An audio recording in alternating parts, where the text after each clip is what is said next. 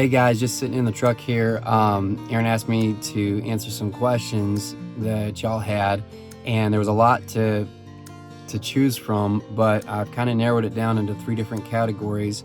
Some are questions about Erin, some are questions about my family, and then some are questions about my work. And so I'm going to try to answer them and help you get to know a little bit more about our family.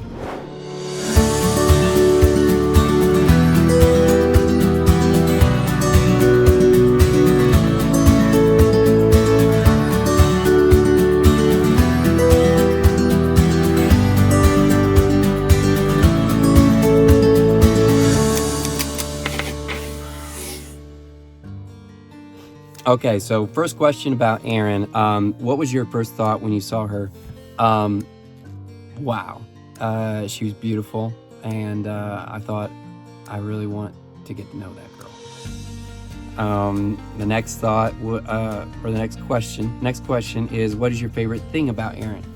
To list it down to one, to narrow it down to one would be pretty much impossible. Erin has been such a blessing, such an encouragement in my life personally and in so many other people's lives. I think her genuineness, her love for other people, her sensitivity to her children, to her husband, to the Lord, her joy. Anybody that's been around Erin knows that she is just a hoot to be around, and she's really like the spark plug of our family. She is so creative, always coming up with new things, whether it be new recipes, new ideas.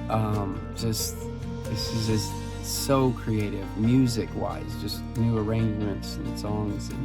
And so to narrow it down, the answer is no. I can't have just one quality, but she is the love of my life, that's for sure. But the next question is, how does Erin make you feel appreciated? Another question similar was, how does she encourage you? Erin knows my love language, which there's a great book about love languages by Gary Chapman, but my love language is words of affirmation. At least one of them is, but that's a predominant one. And she always is encouraging me about the work I'm doing, what I'm doing, and it just really motivates me and pushes me on. The next question is, what were some of the things you were praying for in a wife before you met Erin?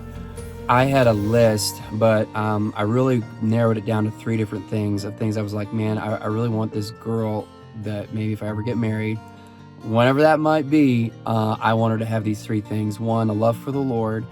2, that she honored her father, and then 3, that she really cared about other people and desired to see other people know Jesus. I found all of those things and so much more in Erin. The next question is, what's something surprising about Erin that most people don't know?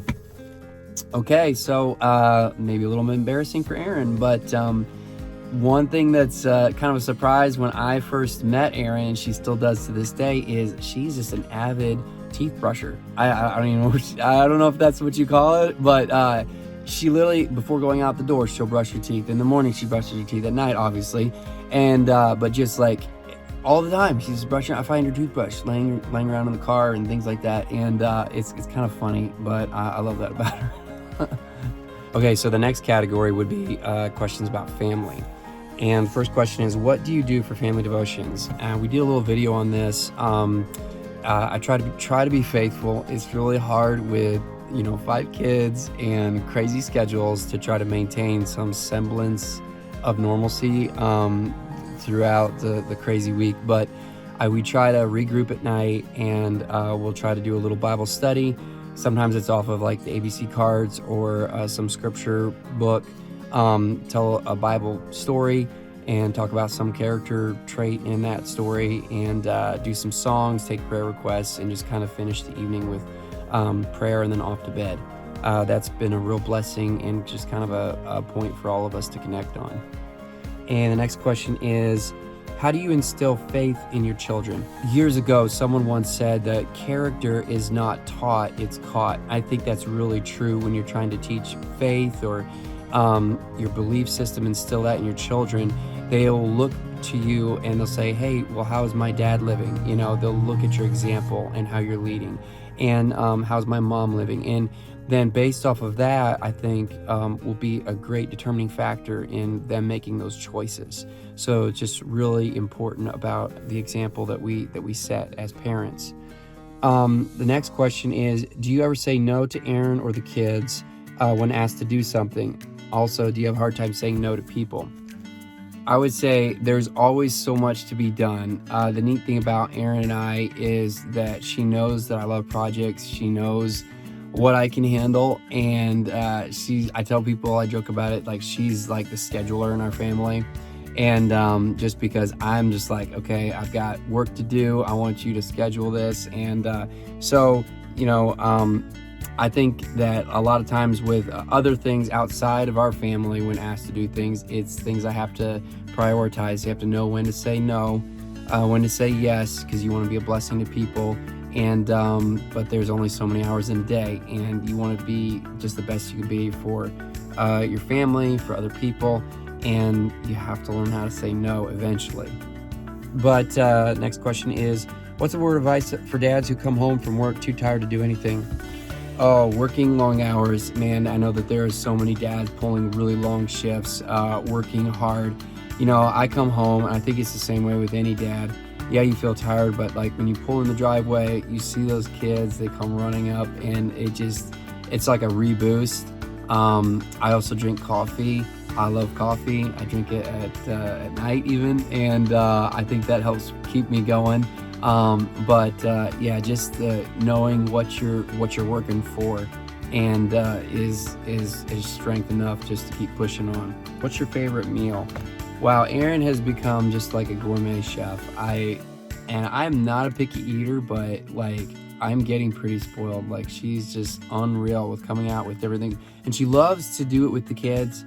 I'll come home and she'll be working in the kitchen and making breads and desserts, and I just love it. And she's always trying to do new things and learn new things, and just really proud of her. Okay, so the last category is about work. So the first question is, are you still running Payne Construction? Yes, I am. The Lord's blessed. I've been in business for quite a few years now, and it's brought a lot of joy, a lot of fun, a lot of good hard work, and I've really enjoyed it.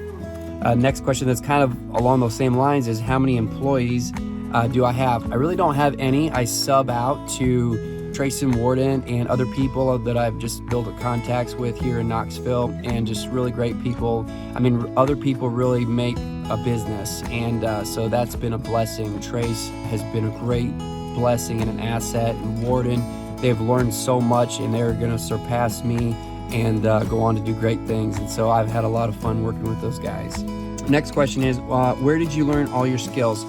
So I learned my skills, over the years. Working at 15, I wanted to learn the trade. I wanted to do remodel, learn construction. And so I was so adamant in wanting to do it. I said, Dad, I'll work for this guy for free. So at 15, I went on as an apprentice to work for a great guy, just really talented. And that really sparked my love, as well as my dad just being a go-getter, tearing into bathrooms in our house and redoing them, learning how to do that kind of stuff. Those things really inspired me, and then just a lot of great teachers along the way. How do you have time to do so much? Running a business, family, extra projects, being a dad. Everybody's given the same amount of time. Yes, all the time. I feel like I want more time. And so I've had to realize that I've had to cut certain things out of my life. I have a pretty dumb phone. Honestly, I'm not on social media. Erin handles all that kind of stuff. I'm not into other games and stuff like that. I feel like I try to make the most of every minute with the help of Erin and other people, to try to just really invest in things that that matter. How do you relax and unwind?